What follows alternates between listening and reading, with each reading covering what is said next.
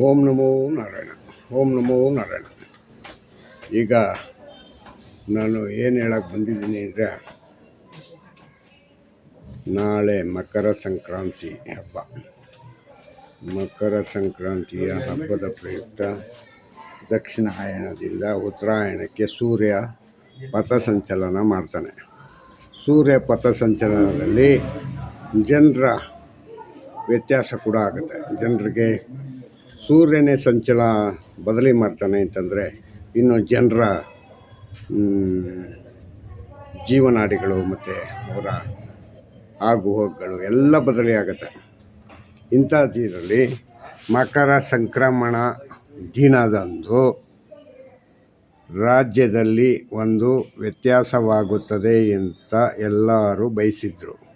ಆದರೆ ಮಕರ ಸಂಕ್ರಾಂತಿಗೂ ಕೂಡ ರಾಜ್ಯದ ರಾಜಕೀಯ ಬದಲಾವಣೆ ಆಗಲಿಲ್ಲ. ನಿನ್ನೆ ಬಂದಂಥ ರಾಹುಲ್ ಗಾಂಧಿ 5 ನಿಮಿಷನ 2 ನಿಮಿಷನ ನಾನು ಮತ್ತೆ ಹೇಳಿದ್ದೆ, ರಾಹುಲ್ ಗಾಂಧಿ ಬಂದು ಅವರು ಪ್ರಬುದ್ಧ ನಾಯಕನಲ್ಲ. ಪ್ರಬುದ್ಧ ನಾಯಕರಾಗಿದ್ದರೆ ಅವರ ಪಕ್ಷದ ಮುಖ್ಯಮಂತ್ರಿಗೆ ಮತ್ತು ರಾಜ್ಯ ಅಧ್ಯಕ್ಷನಿಗೆ ಅಂದರೆ DK ಶಿವಕುಮಾರ್ಗೆ ಮತ್ತು ಸಿದ್ದರಾಮಯ್ಯ ಅವ್ರಿಗೆ ಕಾಲಾವಕಾಶ ಕೊಟ್ಟು 5 ನಿಮಿಷ ಇದ್ದು ಮಾತಾಡಿ ಹೋಗ್ತಾಯಿದ್ರು. ಆದರೆ ಅವರಿಗೆ ಪ್ರಬುದ್ಧತೆ ಇಲ್ಲ. ಪ್ರಬುದ್ಧತೆ ಇಲ್ಲದ ಕಾರಣ ಕಾಂಗ್ರೆಸ್ ದಿವಾಳಿತನಕ್ಕೆ ಹೊರಟಿದೆ. ಈ ಕಾಂಗ್ರೆಸ್ಸು ದಿವಾಳಿಯಿಂದ ಈ ಬಾರಿ ಒಂದೇ ಬಾರಿ ಇದು ಕೊನೆಯ ಅಂತ್ಯ. ಮುಖ್ಯಮಂತ್ರಿ ಸಿದ್ದರಾಮಯ್ಯನೇ ಅಂತ್ಯ ಆಗ್ಬೋದು, ಇಲ್ಲ ಇವ್ರನ್ನಂತೂ ಇಳಿಸಿ ಬೇರೆ ಮುಖ್ಯಮಂತ್ರಿ ಮಾಡ್ತಾರೆ ಅಂತ ನನಗೇನು ಅನಿಸ್ತಾ ಇಲ್ಲ. ಇಳಿಸೋದು ಇಲ್ಲ. ಕಾರಣ ಯಾಕೆಂದರೆ ಕಪ್ಪ ಕಾಣಿಕೆಗಳು ಬೇರೆಯವ್ರು ಕೂತಾಗ ಕಮ್ಮಿ ಆಗಿಬಿಡುತ್ತೆ. ಮತ್ತು ಅಲ್ಲಿಂದ ಬರ್ತಕ್ಕಂಥ ಮತ್ತು ಇವರು ಏನು ಫ್ರೀ ಬೇಸ್ಗಳು ಕೊಟ್ಟವ್ರೆ ಅದನ್ನೀಗ ನೆಕ್ಸ್ಟ್ ಯಾರೇ ಕೂತರೂ ಬದಲಾವಣೆ ಮಾಡಬೇಕಾಗತ್ತೆ. ಆ ಬದಲಾವಣೆಗಳಾಯಿತು ಅಂತಂದರೆ ಸರ್ಕಾರದ ಮೇಲೆ ಜನರ ಮೇಲೆ ಪರಿಣಾಮ ಬೀರುತ್ತದೆ. ಹಾಗಾಗಿ ಯಾರು ಇದನ್ನೀಗ ಮಾಡೋದಕ್ಕೆ ಹೋಗಲ್ಲ. ಮುಂದೆ ಬರ್ತಕ್ಕಂಥ ಮುಖ್ಯಮಂತ್ರಿ DK ಶಿವಕುಮಾರ್ ಕೈಯಲ್ಲಿ ಇದನ್ನು ನಿಭಾಯಿಸ್ಕೊಳ್ಳುವಂಥಷ್ಟು ಶಕ್ತಿಶಾಲಿ ಅಲ್ಲ, ಮತ್ತು ಬುದ್ಧಿವಂತಿಕೆ ಇಲ್ಲ, ಅವನ ನಡವಳಿಕೆ ಸರಿ ಇಲ್ಲ. ಹಂಗಂತೇಳಿ ರಾಹುಲ್ ಗಾಂಧಿ ಅವರಿಗೆ ಅಧಿಕಾರವನ್ನು ಹಸ್ತಾಂತರ ಮಾಡುತ್ತಿಲ್ಲ. ಈ ಹಸ್ತಾಂತರ ಮಾಡ್ತಾ ಇಲ್ಲ ಅಂತಂದರೆ ಯಾಕೆ ಮಾಡ್ತಾ ಇಲ್ಲ ಅನ್ನೋದೇ ಇವ್ರಿಗೆ ಕ್ವಶ್ಚನ್ ಆಗಿದೆ.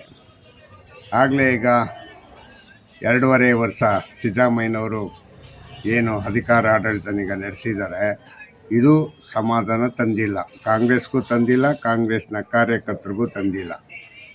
ಫ್ರೀ ಬೇಸ್ ಒಂದೇ ತಲೆ ಇರೋದು. ಎಲ್ಲರಿಗೂ ಫ್ರೀ ಕೊಟ್ಟಿದ್ದಾರೆ ಅಂತ. ಎಲ್ಲರಿಗೂ ಫ್ರೀ ಕೊಟ್ಟಿದ್ರು ಏನಾಗಿದೆ, ರಾಜ್ಯದಲ್ಲಿ ಅಭಿವೃದ್ಧಿ ಕುಂಠಿತವಾಗಿದೆ. ಅಭಿವೃದ್ಧಿ ಕುಂಠಿತ ಆಗಿರೋದ್ರಿಂದ ಯಾರು ಯಾವ ಕೆಲಸ ಮಾಡಬೇಕು ಅನ್ನೋದು ಅವ್ರಿಗೆ ತೋಚ್ತಾ ಇಲ್ಲ.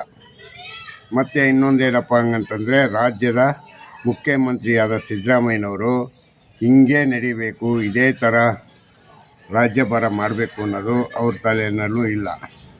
ಅವರು ದೇವರಾಜ್ ಅರಸು ಅವರ ದಾಖಲೆ ಸರಿಗಟ್ಟಬೇಕು ಅನ್ನೋದು ಮೈಂಡಲ್ಲಿ ಇಟ್ಕೊಂಡು ಬಂದರು. ಈಗ ಸರಿಗಟ್ಟಾಯಿತು. ಇನ್ನು ಮುಂದೆ ಆದರೂ ಸಾರ್ವಜನಿಕವಾಗಿ ಕೆಲಸ ಮಾಡ್ತಾರಾ ಇಲ್ವಾ ನೋಡಬೇಕು.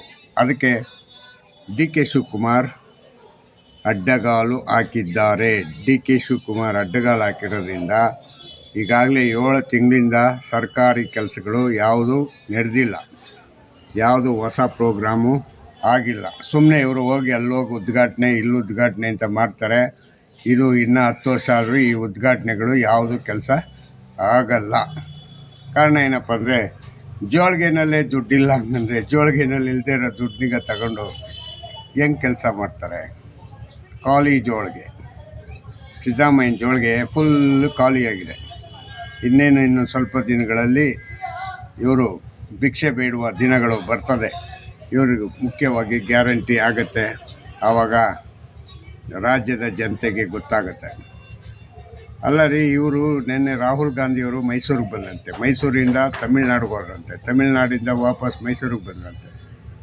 ಯಾಕೆ ಅದು ಇಷ್ಟೊಂದು ಅವಸರವಾಗಿ ಓಡಾಡ್ತಾ ಇರೋದು? ಏನಾಯಿತು?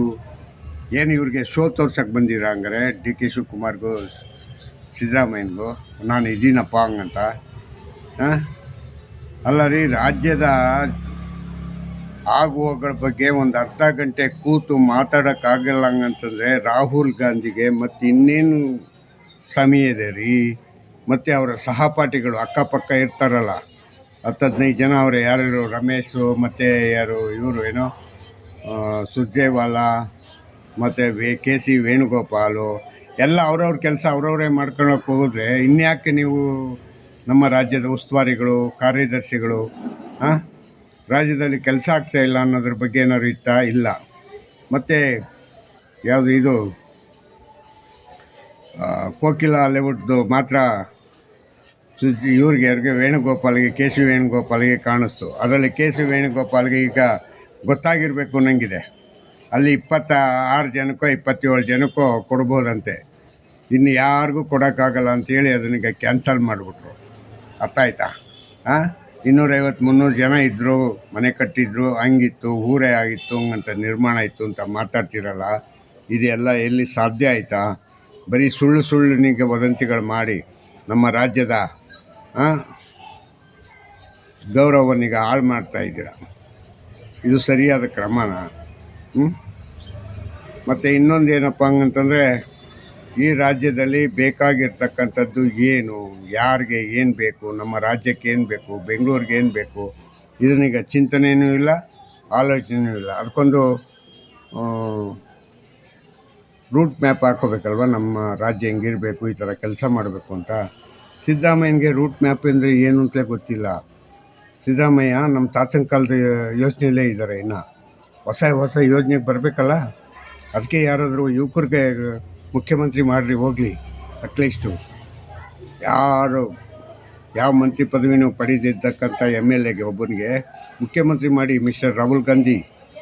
ಆವಾಗ ನೋಡಿ, ಒಂಚೂರು ನಿಮ್ಮ ಪಕ್ಷ ಏನಾದ್ರೂ ತಿಳುವಳಿಕೆಯಲ್ಲಿ ಒಂಚೂರು ಬೆಳವಣಿಗೆ ಆಗ್ಬೋದು. ಹೊಸಬನಿಗೆ ಕೊಟ್ಟರೆ, ನೀ ಹಳಬ್ರನ್ನೇ, ಈ ತಾತಿಂದ್ರನ್ನೇ ಇಟ್ಕೊಂಡ್ರೆ ನೀನು, ಈ ತಾತಿಂದ್ರಗಳಿಗೆ ಏನು ಗೊತ್ತು, ಏನು ಕೆಲಸ ಮಾಡ್ತಾರೆ ಇವರು ಅಧಿಕಾರ ಆಳ್ತಾರೆ ಅಷ್ಟೇ. ಅಧಿಕಾರ ಬೇಕು, 5 ವರ್ಷ ಅಲ್ಲೇ ಕೂತಿರಬೇಕು, ಅಲ್ಲಿ ಜೆಂಡ ಹೊಡ್ಕೊಂಡು.